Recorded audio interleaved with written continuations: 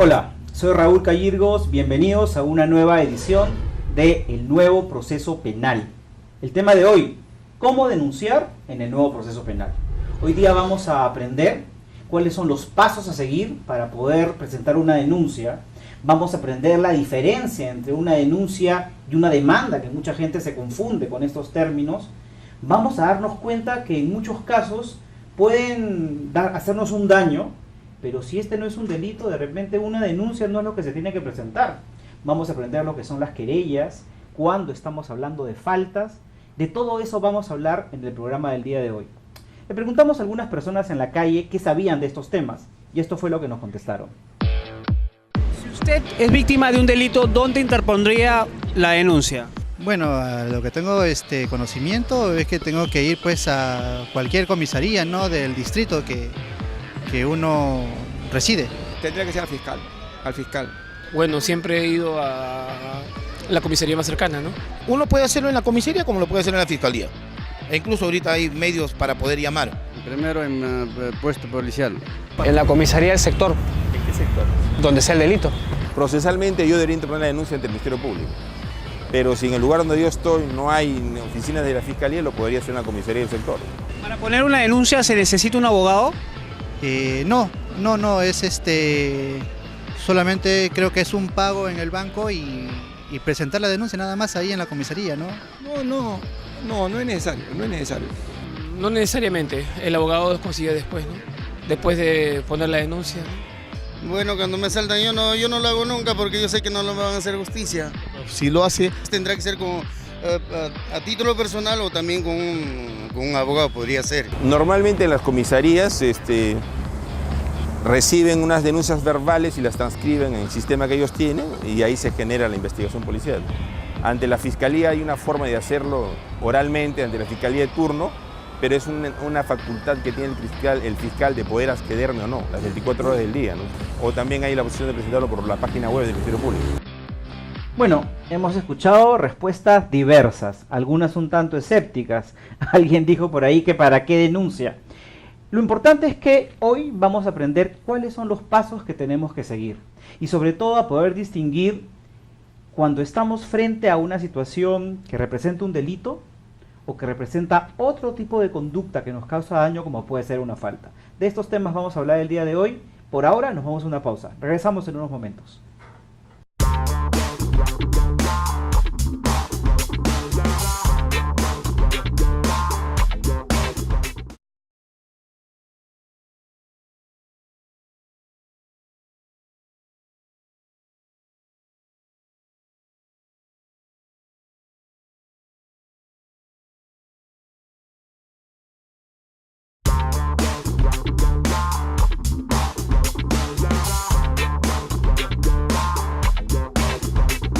Continuamos con el programa del día de hoy. Estamos hablando de cómo interponer una denuncia. Y para tocar este tema nos acompaña en este día el doctor Pedro Angulo Arana.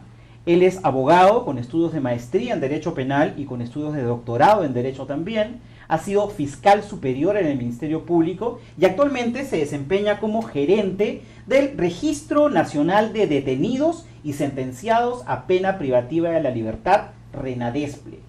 Pero un tema importante en la experiencia del doctor Angulo es que él ha trabajado y actualmente también se desempeña como docente en materias vinculadas al nuevo proceso penal. Además tiene innumerables artículos y libros escritos vinculados al principio de oportunidad, vinculados a la función del fiscal, relacionados con el interrogatorio de testigos, todos afines con el nuevo proceso penal. Bienvenido, doctor Angulo. Un gusto estar acá.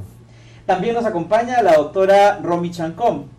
La doctora es abogada penalista, ella se desempeña en el sector privado y es docente universitaria. Ella además tiene estudios de maestría a nivel internacional y lo importante es que ella en su ejercicio profesional también tiene amplia experiencia en la aplicación del nuevo proceso penal. Bienvenida, doctora Chan. Un placer. Bueno, el placer es mío por tenerlos aquí y vamos a entrar en materia. Doctor Angulo, cuénteme un poco. ¿Cuál es la importancia de la denuncia en el nuevo proceso penal? La denuncia es importante porque es la manera de que las autoridades conozcan que se ha producido un delito en un daño en agravio de una persona. En ese sentido, el ciudadano tiene dos opciones. Tiene la posibilidad de ir a la policía y tiene la posibilidad de ir al Ministerio Público. Tiene también dos opciones en relación, si tiene una economía, puede requerir un abogado y acudir con un abogado. La denuncia probablemente debe ser escrita y presentada ante el Ministerio Público. En el caso de no hacerlo, no tener para contratar un abogado, podría ir él solo al Ministerio Público y ahí le van a tomar su manifestación, de tal modo que va a quedar la denuncia en acta, ¿no? O sea, no es un requisito tener el abogado. No es un requisito. Es una asesoría de repente importante, pero la ley no exige que uno tenga que tener un abogado para poder denunciar si ha sido víctima de un delito. Exacto, ¿no? Ahora, mucha gente confunde el término denuncia con demanda. ¿Es lo mismo? Denuncia es un término que se utiliza en lo penal, ¿no? Cuando se trata de que se ha cometido una violación de un derecho grave que está en el Código Penal calificado como delito, el ciudadano lo que hace es una denuncia. En otros ámbitos jurídicos como civil, administrativo, laboral, lo que se hace son demandas. O sea, yo demando, por ejemplo, que me han despedido injustificadamente, yo demando mi divorcio, yo demando alimentos, pero denuncio que me han asaltado, denuncio que me han estafado. Si estamos ante un tema de libertad sexual, denuncio una violación. ¿Es así como funciona? Exactamente, así es, ¿no? La denuncia está en el ámbito penal. Uno denuncia que han cometido en su contra un delito o una falta. Doctora Chan, cuéntenos usted un poquito, ¿cuál es el procedimiento para presentar una denuncia? Mencionaba el doctor Angulo que se puede hacer ante la policía y se puede hacer ante la fiscalía. En su experiencia como abogada, ¿qué es lo que podría hacer una persona común y corriente para denunciar en ambos ámbitos, policía o fiscalía? Bueno, cualquier persona que haya sido víctima de algún delito, lo que puede hacer es, como lo decía el doctor Angulo, acudir a cualquier dependencia policial, preferiblemente la que esté en el ámbito en el donde ocurrió el hecho delictivo, y plantear, comunicar al Estado que algo malo ha ocurrido. La denuncia, en realidad, es una fórmula que todo ciudadano tiene para decirle al Estado que algo malo está pasando. No necesariamente en agravio suyo, también podría ser en agravio de otra persona.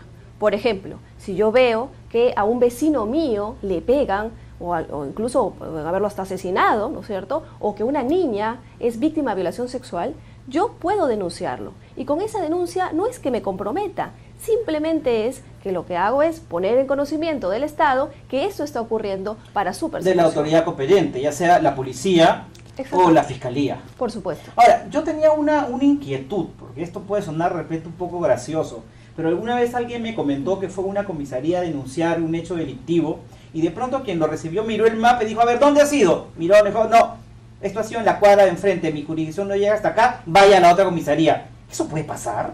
A veces eso puede ocurrir porque las entidades policiales tienen o buscan sancionar o encargarse únicamente de las zonas geográficas que están bajo su dependencia. Sin embargo, eso no es obstáculo para que el ciudadano pueda directamente ir al Ministerio Público, al fiscal y contarle lo ocurrido. Porque recordemos, de lo que se trata es de hacer de conocimiento de este hecho a la autoridad. Ella ya verá cómo hacer para la investigación. ¿Y se tiene que hacer algún pago?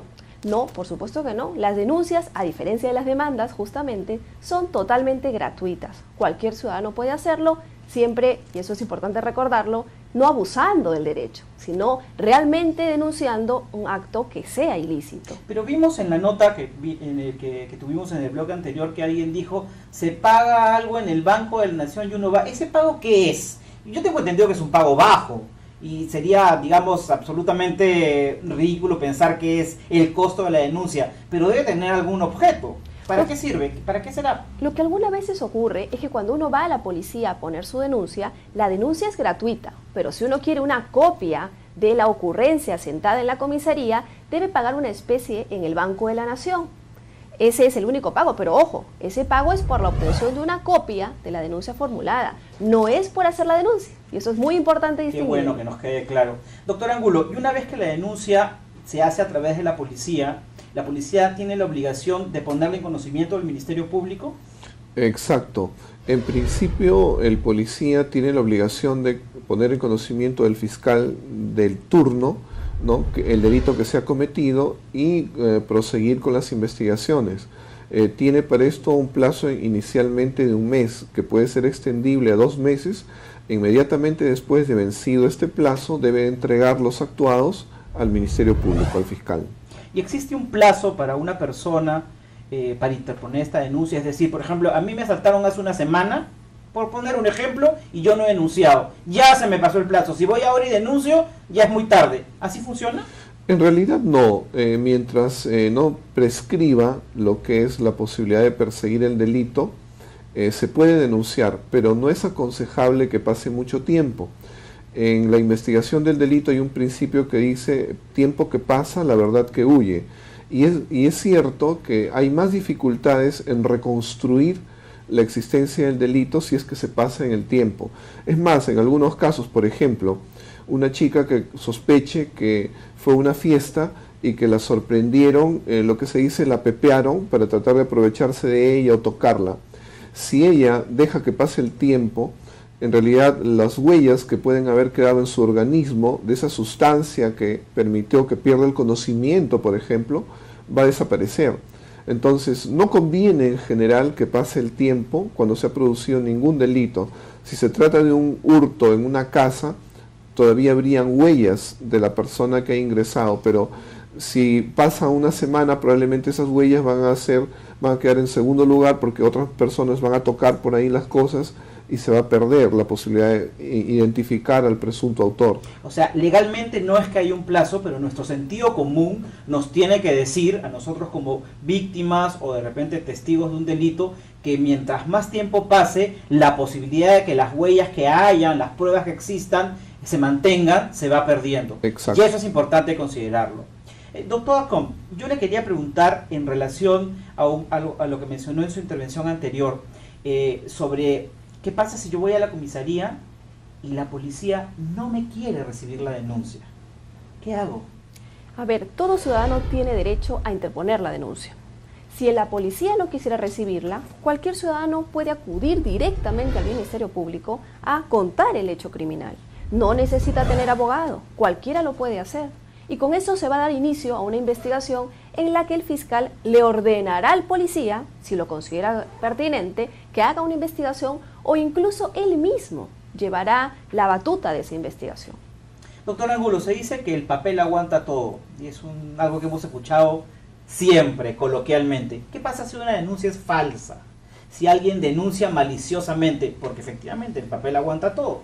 Claro, a veces sea por desconocimiento, y a veces lamentablemente también porque algunos abogados creen que si denuncian en lo penal van a tener una mayor presión en contra de esa persona que habría cometido un delito. Resulta que se desvía el tema de que se trata. Una persona, por ejemplo, puede haber contratado alquilar dentro de su casa una parte de su casa a alguien para que viva mientras tanto ahí y le pase una pensión, ¿no? ¿Qué es lo que pasa si la persona incumple? Entonces van a decir, eso se llama un incumplimiento de contrato, pero un abogado de repente le puede decir, ¿qué tal si denunciamos una estafa? Con eso se va a asustar porque va a venir la policía, lo investiga el fiscal, entonces tiene miedo y va a cumplir. Allí se está denunciando por delito algo que no lo es. Y después puede tener sus consecuencias, porque efectivamente no puede darse una denuncia maliciosa, así se llama técnicamente ese tipo de denuncia, y después cuando se archiva, se va a producir una nueva denuncia, pero en contra de la persona que creyó que estaba haciendo bien e hizo mal porque denunció un hecho que no era delito al principio. Una denuncia maliciosa puede tener una consecuencia para aquel que denuncie falsamente, y existen otros caminos para denunciar un daño. De eso vamos a hablar en el siguiente bloque. Vamos a una pausa.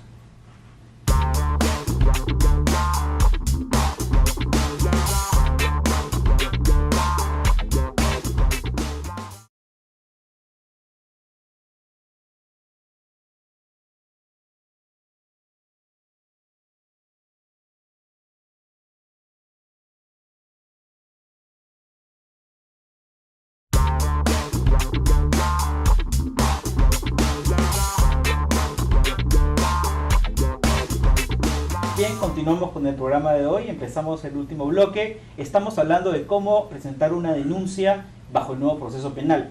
estábamos conversando con el doctor Angulo de cuáles son las consecuencias de hacer una denuncia falsa. Entonces, ¿qué pasa? ¿Qué podría pasarle al que maliciosamente denuncia? A la persona que maliciosamente denuncia, al final, cuando se archiva esa denuncia maliciosa, que va a ser lo que sucede, entonces con ese recaudo, se le llama, con la copia o el original, van a proceder a denunciarlo más bien a él y le van a abrir un proceso penal, ¿no?, por denunciar maliciosamente al Estado. Aquí, ¿quién es el afectado? El Estado, porque investigar un delito para sancionarlo moviliza a la policía, moviliza al Ministerio Público, moviliza al Poder Judicial, es decir, moviliza recursos económicos. Y en ese sentido no hay demasiados recursos económicos para hacer investigaciones. Y cuando se hace algo así, entonces se atenta también contra la misma economía del Estado. ¿Y cuál podría ser el castigo?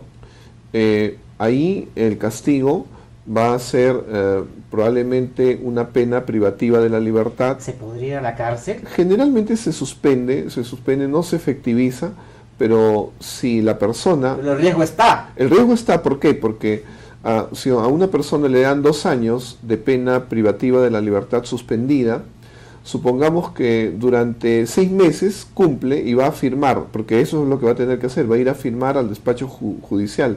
Si no lo hiciera, se puede hacer efectiva, o sea, sí se podría hacer efectiva esos 2 años. O incluso el juez podría decidir desde el principio hacerlo efectivo, que también es su decisión. Podría ser. Es un alto riesgo. Y ahí hay que tomar en cuenta otra cosa. El afectado con esa denuncia también podría solicitar el pago de una indemnización de parte de quien cometió este abuso. Ahí viene la figura de repente de la demanda. Podría tranquilamente ir y plantear una demanda por perjuicio, por daño económico que se le ha causado y pedir una indemnización, además de toda la sanción a nivel penal que el doctor Angulo explicó. Doctora Cham, y en relación a lo que está mencionando, yo quería preguntarle, el doctor Angulo dijo hace un momento, en el bloque anterior, dio un ejemplo de alguien que no cumplía con pagar una pensión, con pagar, digamos, un compromiso económico. Esto es un incumplimiento de contrato, pero de pronto puede haber una discusión, insultos.